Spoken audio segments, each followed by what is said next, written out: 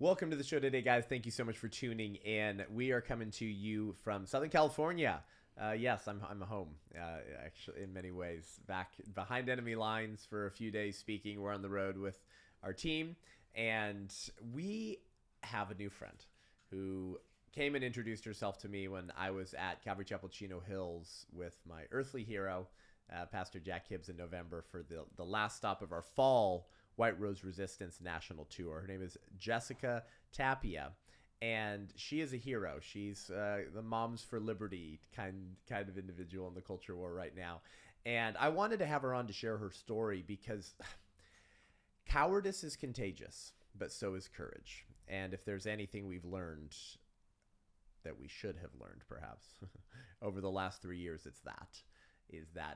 Courage is contagious, but so is cowardice. And the longer you capitulate and the quicker that you fold like a cheap suit and you back down and you abdicate at the very moment that you're needed to stand against the assault on children, the assault on the family, the religion of humanism and its attempt to remake itself in its own image. And nothing represents that ideology more than transgenderism, right? You talk about literally remaking yourself.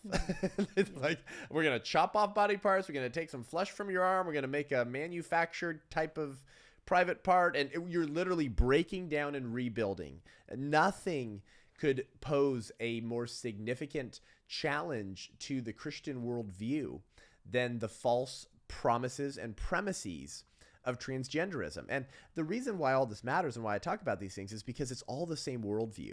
You know, so if you listen to this podcast and you're pro-life and you're like, wait, why are you talking about this? You're supposed to be the pro-life speaker. I tune in for pro-life stuff. Why are you talking about other issues? Because they're all connected. They're all on the same team. Mm-hmm. And some of what we'll talk about today is actually some of the same weird, kooky anthropological premises that animate these alternative worldviews. But where the battle matters is where the rubber meets the road. It's at the local level. And it's when you're confronted with these challenges to the family, these assault on children. That's when the battle matters. It's easy to talk about ideas, but if you're not willing to live the truth of those ideas and stand for what's true and right and beautiful against the forces of darkness, then all your head knowledge means nothing. Mm-hmm. And that's why we wanted to have Jessica on today, because she's doing just that. So buckle up, you're in for a treat. I'm Seth Gruber, and this is Unaborted.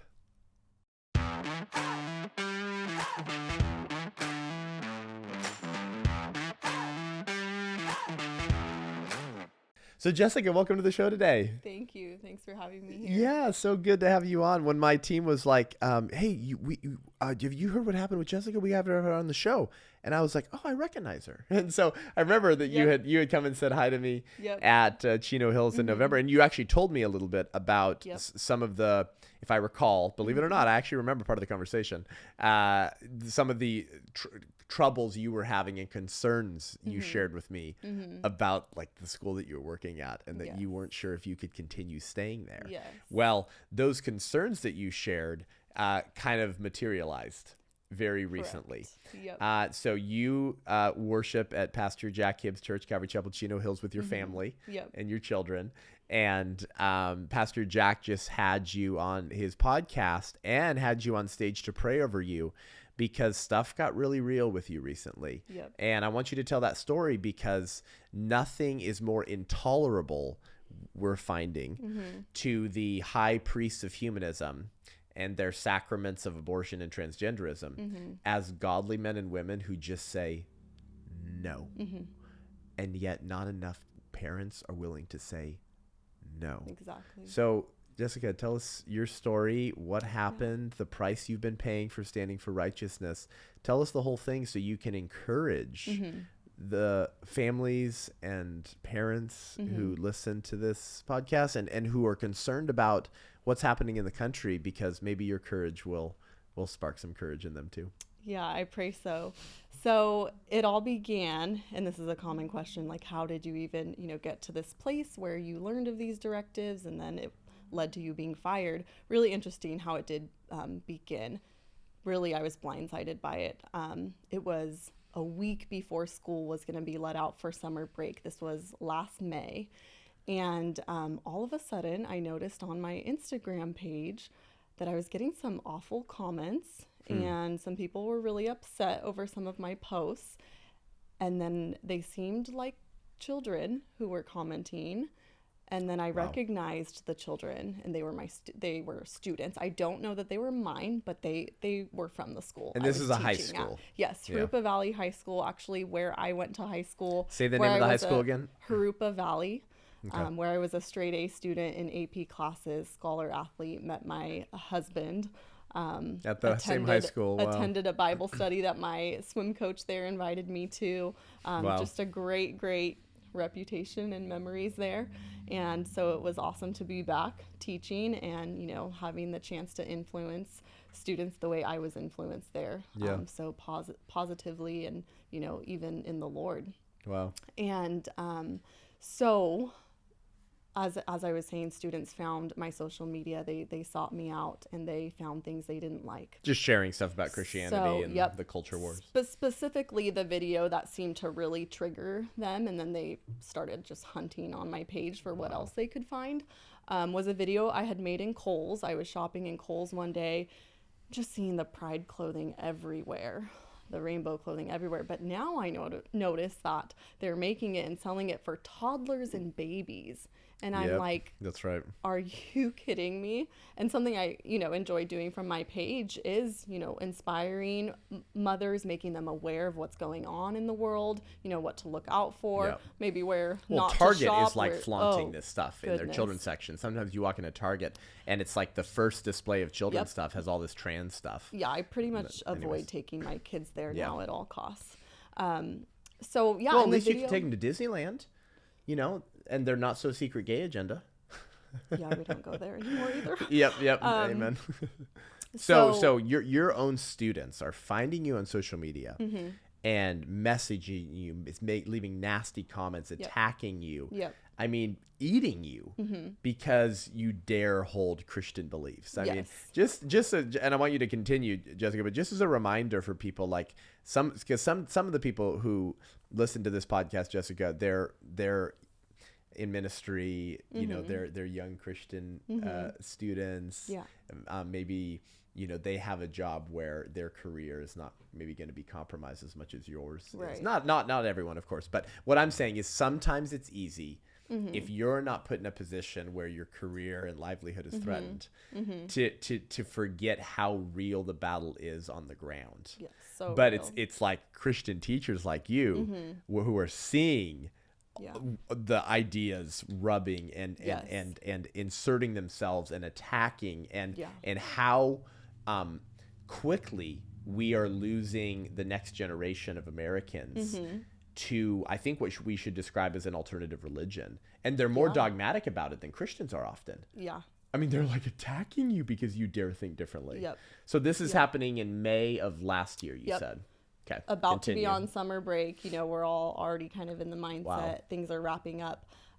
So as I'm receiving these comments, I'm block delete. I don't want students on my page. They have no business there. And I don't want to put my job on the line, And they keep coming back. And one comments and says, saw that I deleted their comment and said, too late. I've sent this into the school district already, like this video that they were upset about. Wow. And in the caption of that video, I explained how I think it's wrong that we're now making, I say we, but it's not us. People are making, pride clothing for toddlers and babies that cannot even begin to wrap their mind around what this pride and rainbow symbolism even is. And it's just wrong, and just shared my opinion on that. And so I was like, okay, I mean, if this student means it, I'm probably going to be hearing something. And the next day I was pretty much ripped out of my class in the middle of the day. I was walked up by the administration. Walked up to the office by a principal. This was almost a year ago then. About a year ago now. Walked up to the office by one of the principals. I was like, what's going on? What's this about? She just wouldn't answer my question, just had her head down. And I was taken into a room where the assistant superintendent was waiting for me, him and his secretary, and had me sit down. They said they planned this whole thing. Go take her from the classroom. Sat me down and said, something's been brought to our attention about your social media, and we're going to need to put you on paid administrative leave while we investigate this. And And he this knew is in me your very well. these are things in your private life. That's what's crazy. Yes, You weren't saying these things, which by the way, you should have the total freedom to say it in the classroom, but you weren't saying these things in the classroom. This is your private. Yes, that's probably craziest part about my story. So they put you on paid administrative leave. Administrative leave, and mind you, the assistant superintendent probably apologized to me 5 times there, and even told me I never say I'm sorry this much in a meeting like this, but like, I know you, Jessica, like, you know, and he did. I have a great reputation at this district. This is beyond this. They put you under church discipline, Jessica. We need to say that. They put you under church discipline, except the church is the church of humanism. It's the church of evolution. It's the church of Darwinism. It's the church of secular humanism. But that's church discipline. They see themselves as like high priests. Yep. And you as like their little disciples. Yep. And how dare you question the orthodoxy of our religion? You know, it's like, it's, anyways, it's, wow. Right. So they found out about me is how I like to say it, because I've been the same teacher. I've always been. For the 6 years that I've been a teacher, I was a tenured teacher, and I've always been a believer. I was born and raised one, but they just... Did they have like other social media posts? Had they like gone through your profile? Yes, you're going to love this. At the end of that meeting, the last thing they said to me, which I still kind of replay in my head because I'm like, goodness, what made them say this? They said, we need you to leave campus now for your safety. Uh-oh. And I was like, okay. You know, I think I still had 2 or 3 periods left to teach of the day, but I had to leave right then and there. The day that happened, how many days was that after the student said, I've sent this to the school? What was the time difference? I believe it was like the next day. Yeah. Okay. It was like one day they said this so has already been the school's basically boom, the next the day school's they're basically on saying, it. yeah, so all the students, they're all screaming for your head. You know, and they're ready to eat their own. So they're actually like, they're warning you, saying you should leave because of the fury of teenagers. That's what I can assume. I mean, I don't know why they said we need you to leave right now for your safety, but I'm assuming that, you know, what students found on my page regarding my beliefs, my opinions, my views, my Christian conservative, you know, lifestyle that I live upset them so badly, you know, that I had to leave right then and there. So I went to my office, grabbed a bunch of stuff, and left. And so then summer goes by. Wow. And so you didn't go back onto campus for the rest of the semester? Wow. So summer goes by. I haven't heard anything. So I'm like, you know, it's about 2 weeks before the new school year is going to start. And I'm like, I kind of need to know what's happening here because I need to begin like mentally preparing for the next school year. So I reach out and I'm like, am I okay to come back? I really thought they were maybe just going to let it blow over, you know? And they were like, no, we've been investigating like we said we would, and we need to have you come in for a meeting to hear your side of the story. And I'm like, okay, like my side of the story. I mean, students found my Instagram. There's really nothing other than that to share, but I'll be there. So I go to this meeting end of July, and first meeting, I have 2 union representatives with me, and I was part of the CTA. Okay. And going to the meeting, I think we were all pretty shocked. We have a packet of papers sat in front of all of us, and there's 13 allegations in this packet made against me. My gosh. And I'm like freaking out. I'm like, no, I it's can't, so I weird. can't It's wait kinda for you weird to, I can't say wait it for you now. to sue them so hard. It's weird to say it now, but I've like always been a rule follower, just like a very good girl, you know, straight A student. So I'm like shaking that allegations have been made against me. Sure. And by the way, that's kind of the point. Right. The point is to scare you into obedience and silence, but keep going. So I start to read them, and it sounds kind of weird, but like a sense of peace started to come over me as I read them, because instantly, like, God was like, spiritual warfare as I'm reading through these. And I realized, yeah, they literally just found my beliefs on my page and used them to make claims about how I do my job. Yeah. And you're going to get a kick out of some of the allegations. One of them was that I broadcast sermons to my students.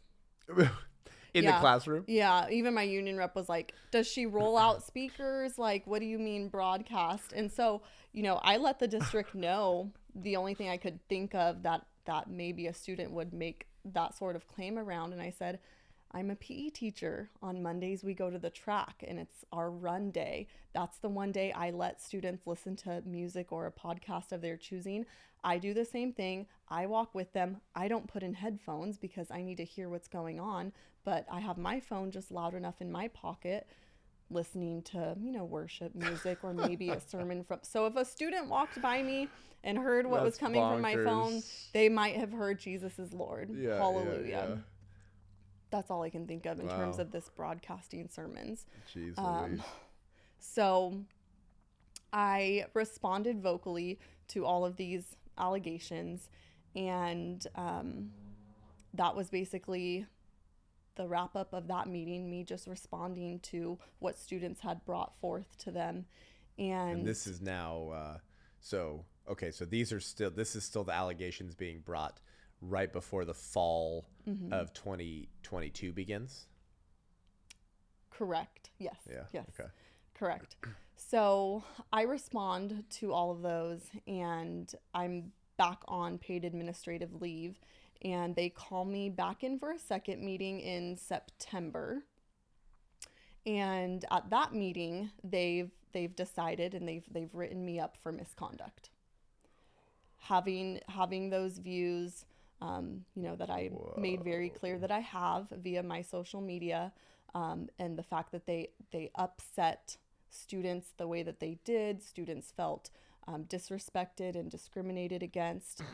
So I was written up for misconduct, and then I had a plan of assistance and directives presented to me, and I was told, what you've done is so serious. You're lucky we're letting you come back to work. You're lucky you still have your job, and you're going to go back and you're going to be watched very closely for 45 days for change of behavior. Big and I'm brother's just here. The more they talk in this meeting, I'm just like retracting. I'm like, there's no way what you're asking me to do is even possible. I don't have any behavior to change. Have you read 1984? I haven't. Okay, you need to read it because you are Winston right now. So Winston in 1984 is the main character. Okay. And to read it today, it's like that was supposed to be a warning of a book, not a manual. Right. And it's become a manual by the leftists today. Oh, wow. Okay. The gaslighting, the insistence that you agree with things that are so self-evidently false, and if you don't, we're going to punish you, right? Yeah. There's the Ministry of Truth in it's called in 1984, and, I've with their Newspeak, right? Newspeak, which was the acceptable sort of politically correct language of the entrenched regime, right? And one of the most famous lines in the book is Winston says, "In the end, the party would declare that 2 and 2 made 5," and you would have to believe it. Yep. You would have to believe it. It was inevitable that they should make this claim sooner or later. The logic of their position demanded it. Not merely the validity of experience, but the very existence of an external reality was tacitly denied by their philosophy. The heresy of heresies was common sense. The position that you're holding and contending for, not even in the classroom, but on your own personal social media, Jessica, is the position, wait for it, that every Democrat believed 10 years ago. That's how fast the culture of death is rising. Yes. Almost any Democrat you would meet, except maybe one in, I don't know, deep San Francisco or Seattle. I mean, almost any Democrat you would meet in this country 10 years ago, let's call it 2011, would be horrified at what's happening to you right now. But now, your position is so beyond the pale. It's so unacceptable. And the belief that, and we're going to get to this in a second, the belief that men can be women and women can be men is becoming so orthodox now that you're treated like a heretic. Yep. And that's really what this is. Yeah. So I'm glad you talked about the spiritual warfare, because that's really what's going on. Yes. So continue from Yeah, there. God made that clear immediately to me. So you're lucky to have your job. I'm lucky to have my Don't job. step out of line again. Yes. The students are really hurt. Yes. They feel really endangered by you. Yes. I need to go back and rebuild relationships, which I didn't even know how I would possibly do, especially because they told me like I couldn't talk to students about this issue. Yeah. I couldn't try to find out who of them reported me, you Yeah. know, but yet I had to go back and link arms with them. They wanted me to have special meetings with counselors and administrators to make sure I got all my students' gender pronouns and name preferences Really? correct. And I felt already very alienated. Are the rest of the teachers having to do this? Yeah. Or is it just me? Yeah. So then came the directives that they wanted me to go back to work and be under and follow, you know, to a T. I could not mess up again, or, you know, my job was on the line, which they made that very clear. So the first one was that I had to call students by their preferred gender pronoun. And how many students did you have that were pretending that they were the other gender? Yeah, so that's what's interesting. When I was there teaching, I didn't have any students come to me asking to be called another gender or another pronoun so or they're a doing new it. name. They're doing it to test you. Is that what started but happening? apparently Do you in believe the that's what happened? meeting they told me you did have one, and they shared that you were not calling them by their preferred pronoun. I'm like, well, they never came to me and made it clear they wanted to even be called by something new. So how is that fair? And they were also letting me know that going into this new school year, I was going to have several in my classes. Of course, yeah. Transgender students. All of a sudden. So with that first directive, they also vocally, I thought it was interesting. This was not in writing at the time, but they vocally said, also, if a student comes to you with a new, you know, pronoun preference, you have to withhold that information from parents. And I sat back and looked the assistant superintendent like dead in the eye, and I was like, are you asking me to lie to parents? And he said, yes, it's the law and it's for student privacy. And I was just like, I don't believe this. And so you understand this, Jessica, but some people might not understand the significance and heaviness of what you just said. Guys, what Jessica is saying is what we've been trying to warn you of for some time now. The government believes that the children are theirs. Mm-hmm. Yep. That's the only hot take you need on that. They believe that they are better situated Yep. to be the parent Yep. than the biological parents and the real parents. Mm-hmm. This is Hitlerian stuff. Mm-hmm. Hitler would say things like, I don't care if you disagree with me. I have your children in my schools. You know, like, this is very common, like, of Marxist, communist regimes and societies, is one, this belief that the children are the children of the states, right? Children's of the state. And secondly, that the state is better situated Yep. and better equipped Than their own parents. to raise the next generation than their own parents. Mm-hmm. And that is not essentially, literally, what that person told you, that administrator told you, assistant superintendent or whatever, when they said that. Yes, you do need to lie to the parents. It's state law. It's for student privacy. What in the world could a student privately tell a teacher that should be that should be reasonably kept from the parents? So all this to say, like, this stuff is not going to stop. And unless people like you start standing up against it, it's going to get worse. Oh, yes. And there's some legislation in California right now kind of being pushed along those lines. Yes. Scary stuff.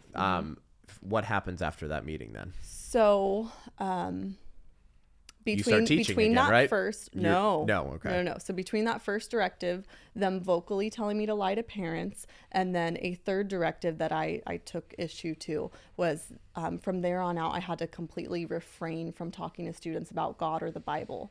That was another allegation, that I would talk to students about God and the Bible, to which I responded to the district personnel, yeah, if a student comes to me with a question, in my faith, it says, and I follow and believe that I need to have an answer for the hope that I have. Yeah, yeah. And I give them an answer in an educational manner. I Yeah. went to college. I learned about how to do this That's right. legally, from an educational standpoint, strictly, not coercing, not Yeah. persuading. And, so I answered them honestly. And I was in tears at your message, during your message at Calvary Chapel, because I actually felt so, I could relate with the story you were sharing. I'm blanking on her name. Sophie Scholl. Yes. I was relating with her. I really Yeah. was. I felt so alone in what I was being led to do, knew I needed to do it. It was the right thing. But I also was contemplating just resigning and walking away, Right. which essentially would have been the same thing, right? As just accepting the directives, putting my head down, and just being a zombie of a teacher. Yeah. So thank the Lord, he made it very clear to me at the end of my stress leave, which is the end of December, what I needed to do. And that was to just speak up, tell the district, I'm ready to come back to work, but I need you to know XYZ, these directives, I will not be following. And here's why. And so I broke them all down, let them know. Wow. And Good for you. they said, thanks for letting us know. We are going to need to call you in for a third meeting, a religious accommodation meeting, to see if and how we can accommodate your religious beliefs. So I go into this meeting. This was this January, mid-January of this year. Their attorney, the school district's attorney, questioned me up and down, left and right on my faith. Where do you go to church? What do you read? Who's your pastor? How often do you go? What is it about your faith that says you can't do these things? And then rephrased the same question 78 times over and over, trying to get me to change up my answers on my stance in terms of these directives that I said I wouldn't comply with. Year? This was this year in January, Wow. mid-January. At the end of this meeting, another directive comes up when they ask me, is there anything else we need to know about that your faith won't let you do in your position? And I said, yeah, while we're at it, I'm in a unique position. I'm a PE teacher. I oversee a female locker room. I'll have you know now, I'm not letting a biological male into the female locker room. And they said, we have a whole other issue then, because if this male is identifying as a female, you have to let that transgender student in. It would be discrimination if you don't. I'm not kidding you. The two males that were part of the meeting put their head down and sat back because they have daughters. Pathetic Yes. individuals. Cowards. Yes, Men exactly. without chests. So I was like, well, I guess I'm just going to be the, They knew what was happening was wrong. 30-year-old, the They just youngest. didn't have the courage to look you in the eye. Exactly. I'm just going to be the And youngest person I hope in this they didn't room. have the courage to look their daughters in their eyes Yeah. when they got home that Yep. night. Exactly. Because in failing to stand up for you in that moment, they were failing to stand up for their own daughters. Yeah. And Wow. I've never been in that position before where I'm sitting in a room, at a table and just like the only one, just Well, like, you would probably, my guess is you had probably never felt hated so much before Mm-hmm. for being a Christian. right. Yes. This was like some real life persecution for sure. Actually. And yet, isn't it crazy when we put it in the grand scheme of world history, this is not persecution at all. Right. Right? Right. But why is that significant? Because you're one of the only ones standing. Mm-hmm. There's not very many godly men and women in public education that are standing against this stuff and willing to put their careers on the line. Right. What happens when the going really gets tough? Yeah.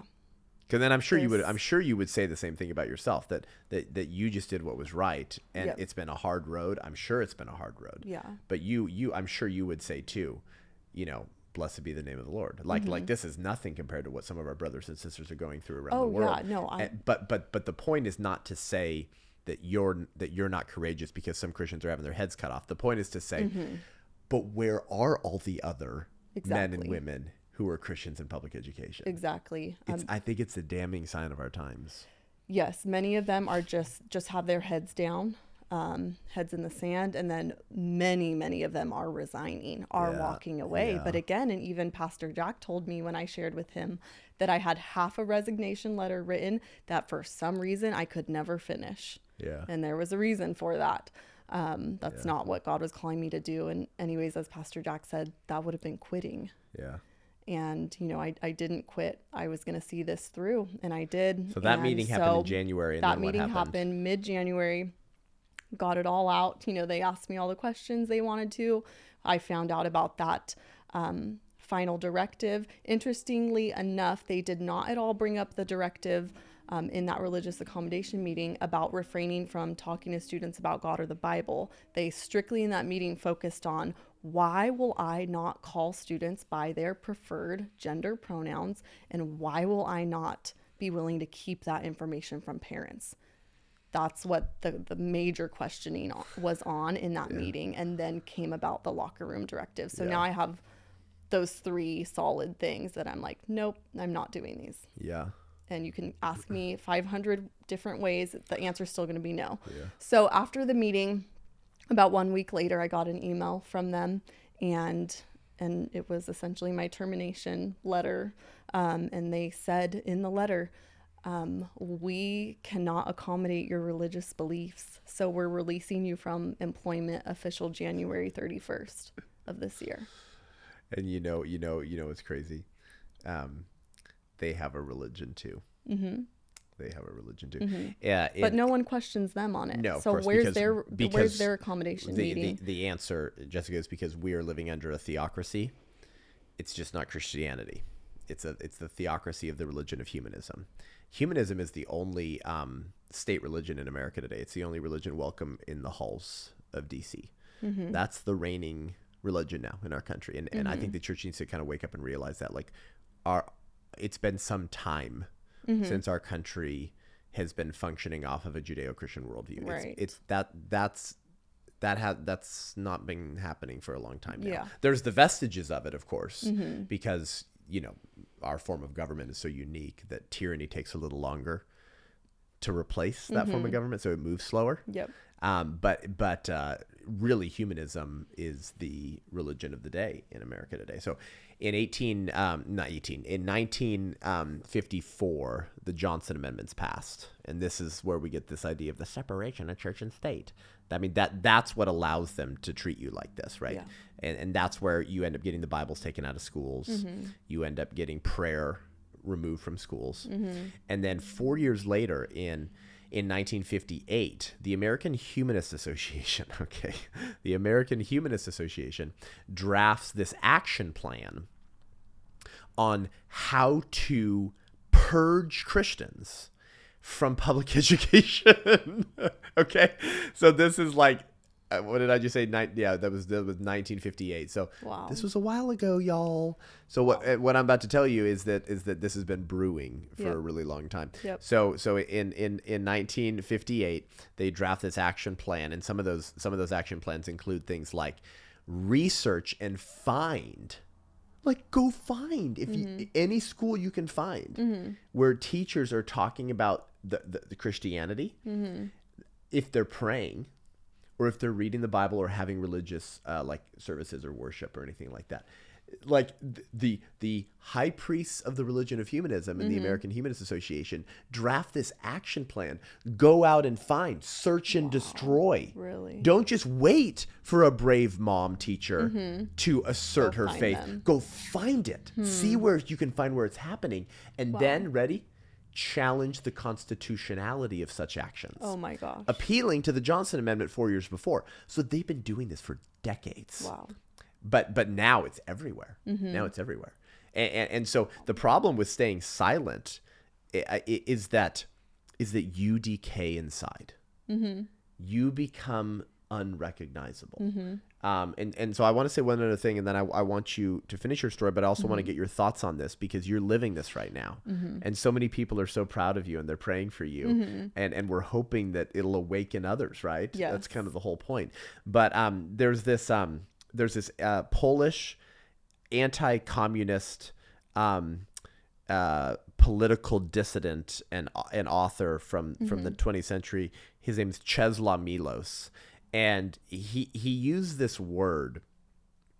It's Ketman, and he used it to describe how people who were ideologically opposed to communism would go along with it to not be targeted, to not be discriminated against, to not upend their family, to not disrupt their income, to not make life more difficult for them and their family, to not lose their jobs. So they were opposed to communism, but they would silently dissent inside. Oh, inside I dissent. I oppose it, but outwardly you're not living in any way that would stand for truth and stand for righteousness. So he used this word, and this guy, experienced communism, right? And he uses this word Ketman, and it's a Persian word originally that referred to people who opposed Islamic tyranny, but would silently dissent and get along to avoid persecution. And the problem with this concept of Ketman, of silently dissenting to evil, but outwardly running through the motions. So it's the appearance of obedience. It's the appearance of bowing down That's what they asked to the me false to do. idols. But inwardly you can tell yourself, but in my heart and in my soul I disagree. And the problem with Ketman is that when you portray an actor for too long, you become that. That's right. Wow. So you decay inside, and so goes society as well. And that's what I felt like was going to happen to me. I played it out in my head. If I go back under this plan of assistance, because I needed help apparently, and directives. That's right. You needed help. And directives. I was going to feel like a zombie, because I was going to have to strip off my values and my beliefs for 8 hours a day. And they asked me, my union reps told me, you just need to compartmentalize your beliefs. That's right. Yep. For That's 8 hours a exactly day. what They want, said, we know a lot of Christian teachers that make this work. And I was like, you're like, oh, so you know a lot of cowards. well, I'm not one of them. Good for you, girl. So, by the way, the American Humanist Association has referred to themselves as religious. Some of the old leaders, some of the founders of the American Humanist Association. By the way, I think the American Humanist Association was founded in 41 or 42. But these people called themselves religious. They called it a religion.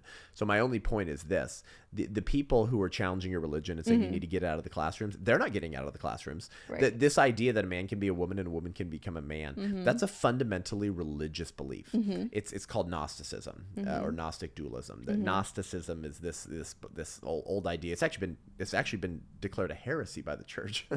And so you had early Christians who said, like, well, we're so prone to sin, man. I just always want to sleep with people. Like, I always want to just indulge the flesh. Like, I hate this body. It's so prone to sin. So let's throw off the shackles of the body. Maybe real people are not bodies. Maybe real people are not like flesh and bone. Maybe the real person is just the soul. It's the thoughts, the consciousness, desires, these intangible things. That's the real person. So we just need to focus on higher knowledge and on meditation and on our real selves. And so Gnosticism or Gnostic Dualism was this dualistic view of the person that didn't treat us as bodies with souls, right? Wow. Like we're both body and soul, Yep. but that the body was just a shell. It was a shell for the real person. So like when I shook your hand earlier, Jessica, according to Gnosticism, I didn't shake Jessica's hand because Jessica is not a body. She's an intangible soul. And so the body's just a shell for the real person. This is a fundamentally religious belief, which is what enables them yes, I was going to say that's their excuse. to say, I may have been born in a male body with male genitalia and male chromosomes, but if the body doesn't mean anything and the body doesn't provide any signals or rational basis for who the real person is in the real world, then why can't I just change my self-identity? Because inwardly I feel like there's a little girl inside. Right? My point is all this. These are religious beliefs, and they're really weird, kooky religious beliefs. So the question is not, will religion be welcome in the halls of education? It already is. The question is whose? Which ones? Yep. Exactly. Exactly. Definitely feeling like all forms of diversity welcome except Christianity. Yeah. And we're being told the great threat to America right now is Christian nationalism. Yes. Yeah, you kidding me? The only threat to America right now is secular globalism and secular humanism. But you've been staring that alternative religion in the face and watching what I can only imagine. Why don't you describe this for people? Actually, explain the raw hatred that must have been in their eyes as you're experiencing, like, you are not acceptable. Who you are is not acceptable. Your faith is not welcome here. You remember your place or you're out of here. I mean, there's no other word to describe that except hatred. And I forgot to mention, actually, and this was more affirmation for me, that this is spiritual warfare and why it was so important that I fought it with the Lord, you know, and stayed focused on him, because it was a very scary experience. And something I say often, you know, when I'm doing interviews is I had to check my fear, because, you know, I would sometimes be very fearful of these higher ups sitting across from me. In a normal situation, I always thought if I was in that situation, I would just be, yes, sir, yes, ma'am. And now it was like, no, I'm conflicted, you know, like you said earlier, I was very conflicted. And so, you know, I had to make sure that my fear remained in the Lord, and that I was not going to make a decision out of fear of man. Good. So something else that I wanted to mention, at the back of this packet of allegations were exhibits, and they were screenshots of Bible verses I posted and like quotes in my faith from, you know, Ali B. So Stuckey, gnarly. maybe even one from you, who knows. It's so hilarious. It's so crazy. And I'm just like, you know, they present these Bible verses that I posted, my own posts, to me, and I just looking at them like, and what? Yep. And what? Yep. So. Yeah. So I could never. Yeah. I've met. So Pastor Martin Muller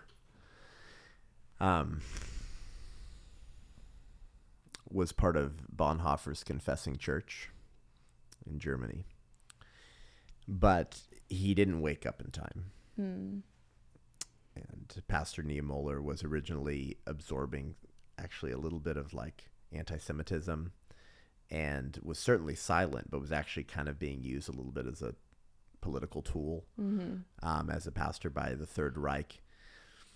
But he started waking up. And he walked into a meeting with Adolf Hitler and with Heinrich Himmler, I believe, the Nazi propagandist. And they had one of his recent sermons printed out. And he had started speaking out against Hitler and the Third Reich. Yep. They didn't like that. So they had the transcript of one of his recent sermons. Sound familiar, Jessica? Yeah. As if to say, yeah, these things you've been posting and saying, yeah, I don't really like it. You need to cut it out. And Pastor Niemöller is thinking, man, I love the fatherland too. Like, I love Germany too. Like, I'm a pastor. Like, my life is about others. Like, he's trying to figure out a way to find a middle ground or work with these people. And according to accounts, Adolf freaking Hitler said something along the lines of, you preach your sermons and I'll run the Third Reich. As if to say, you keep your little faith, you keep it private. Yeah. You can go to church, you can preach a sermon, listen to it. You just keep it in the church. Don't you take those beliefs and faith and apply them into the public square with how you live. What would be the point of that? Keep it there. Now, Martin E. Muller was then put in a concentration camp. He survived World War II and famously said after the war, first they came for the socialists, and I did not speak up because I was not a socialist. Then they came for the trade unionists, and I did not speak up because I was not a trade unionist. Then they came for the Jews, and I didn't speak up because I was not a Jew. And then they came for me, and there was no one left to speak up for me. Those words are famously etched into multiple buildings around Germany today. Wow. If something doesn't change soon, our grandchildren or our generation of parents who might survive the madness of the next few decades if something doesn't change may say something like this. First, they came for the unborn, and I didn't speak up because I was not unborn. Mm-hmm. Then they came for the elderly, and I didn't speak up because I was not an elderly citizen. Then they came for the Christian teachers, and I did not speak up because I was not a Christian teacher. Then they came for the Catholic pro-life sidewalk counselors, and I did not speak up because I was not a pro-life sidewalk counselor. And then they came for all Christians who would speak the truth, and I did not speak up because I was not a Christian. I was just a conservative who cared about America, but I didn't have faith. Mm-hmm. Then they came for me. Yep. And that was it. There Yep. was no one left to speak up for me. These people have a true hatred of you Mm-hmm. and of Christianity. There's no limiting principle to the hatred that they have for us. Mm-hmm. And if people don't start following your example and standing up for truth and righteousness and their neighbors and children, Mm-hmm. it's only going to get worse. Definitely.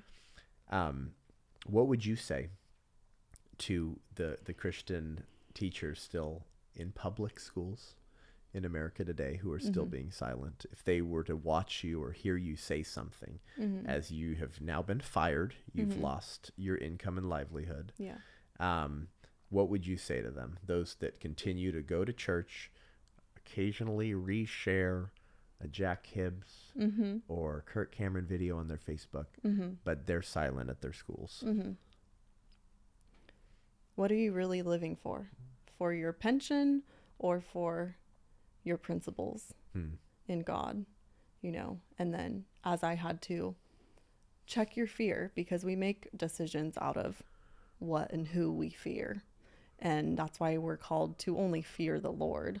That's the only fear we should have, not of man. And lastly, it's past time. It's way right. past time to speak up. Yeah. And probably even speaking up is not enough. Like, we need to stand up Yeah. and we need to fight. Yeah, that's right. And unfortunately, I don't believe the change that's necessary is going to be able to come from just me. I hope and pray that I can be the beginning of it. And I've felt God has been telling me this whole time, I'm going to use you to make waves. And I've definitely been seeing the waves, but like, we need everyone on board, Yep. who truly does hold these beliefs, and we need to live them out. And because what is the point if you claim to have these beliefs, but they don't infiltrate and change every corner and area of your life? Right. I had a comment from someone that said, keep your beliefs in the church. And I don't have time to comment to all the comments I'm getting, but Yeah. that one I happened to see it and I couldn't help it. And I Yeah. was just like, and what would be the point of that? Yeah. What would be the point of having a belief, keeping it in the church, and it not That's right. completely affecting everything about who I am and how I live? What would be the point of that? It's Ketman. Yep. So you'll wake up one day, actually, a man or woman watching this, and you will not recognize who you are anymore. Yep.